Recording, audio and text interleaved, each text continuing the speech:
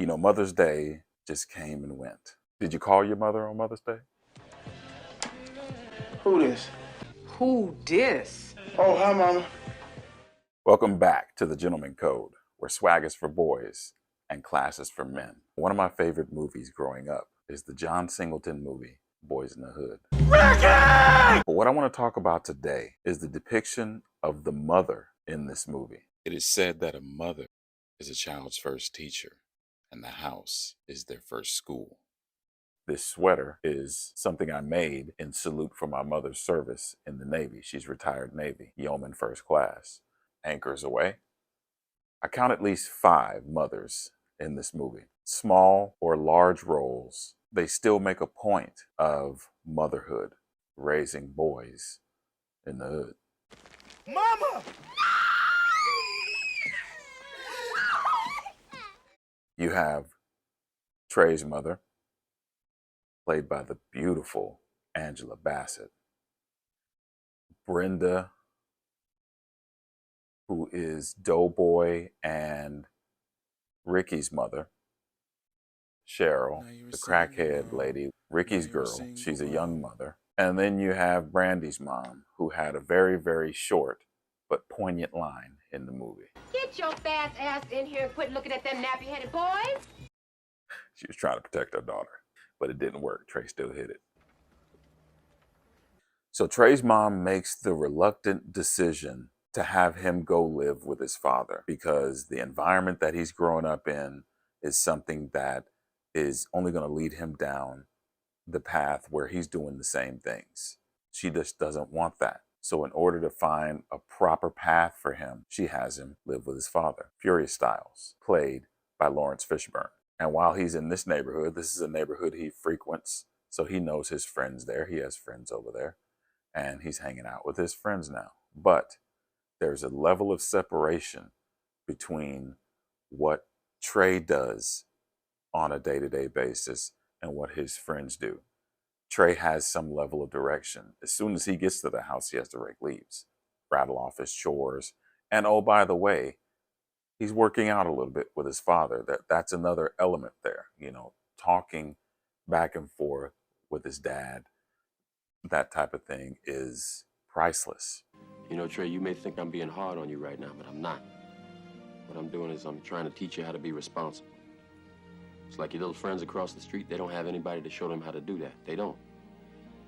You're gonna see how they end up, too.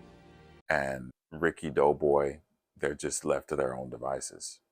Time goes on, and that separation gets wider and wider as the years go by. Meanwhile, you have Brenda, who has just a troublesome house altogether because she loves one child more than the other. It's evident. Is that it? I gotta go. Hell no, it ain't it. It ain't it till I say it's it, damn it. She only likes the talented one, probably because the dad was talented as well. And that's the one that she saw the most promise in the relationship, going somewhere and then actually doing something positive. It didn't work out that way. So the only artifact she has of that relationship is Ricky. So she cherishes this trophy of a child that she has who's athletically gifted and wants to play this game of football. So she's going to do as much as she can to support him. On the other side, you have Doughboy. He gets no love. He can't even hang out with his friends and play duck hunt. Can't even play Nintendo, man. Cheryl, the crackhead across the street, her babies are always in the street. All she's wanting to do is get the next high. You got some blow? You got some rock? She's a product of Franklin Saint's empire. Bodies! All she serves is that cautionary tale of what a crackhead mom looks like. But I want to point something out. She still has custody of the child. And there was another baby crying in the house, so she probably has 2, maybe 3. I used to run a program that had ladies like this in the classroom. I've seen these lives up close and tried to counsel, teach some type of mentorship and guide them into some type of career path. for a greater part of 2 years. I'll say this about that demographic. They have to really want to do it, because if they don't, they're not. They're just not going to do it. And I had some guys in the classroom, but my classroom was about 98% ladies. They were trying to turn their lives around. There were just a lot of lessons that I got from standing in front of that classroom every day. So that's Cheryl. Brandy's mom is just trying to keep Brandy from making the same mistake she did. And I think sometimes it's tough to explain that to a child to where they can understand it and grasp the weight of the message. Oftentimes you have to allow children to learn these lessons on their own and hope that the lesson isn't so debilitating to where it either sends them down a wrong path or harms their body. You just want the lesson to be taught for them to grow. Doughboy found that out. He had to find out the lesson the hard way. But he didn't have anyone at home to say, no, don't do that, in a voice that he respects, because his mother was just nagging. Furious said it. Brenda, she might have had a chance if she didn't talk so much. And what's the first scene that we see when we're introduced to her? She's talking a lot. Those are blind spots. You know, sometimes people don't realize they're in their own way. I would venture to argue that Doughboy and Ricky's mother is probably one of the worst moms in hip-hop television history.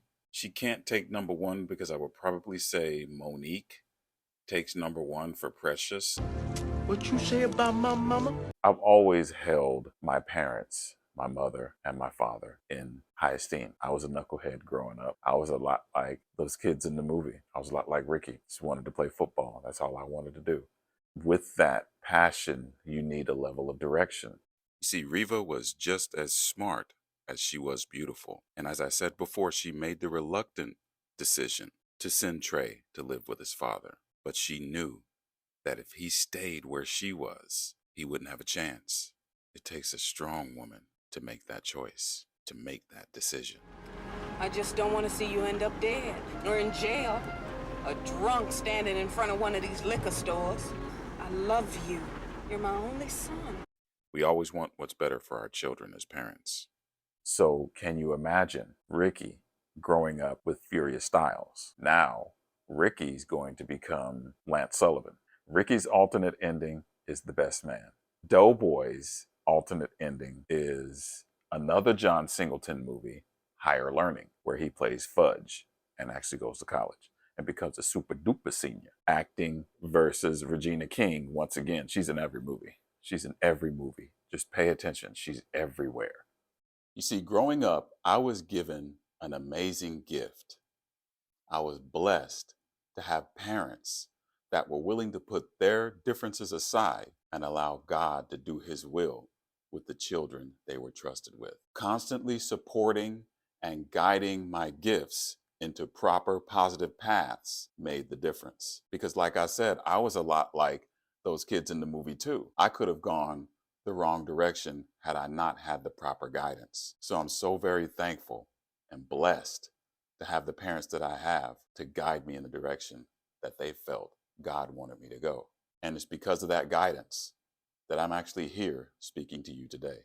I want to thank you so much for joining this conversation on mothers in Boyz N the Hood. Make sure you like, subscribe, and share this video with your friends.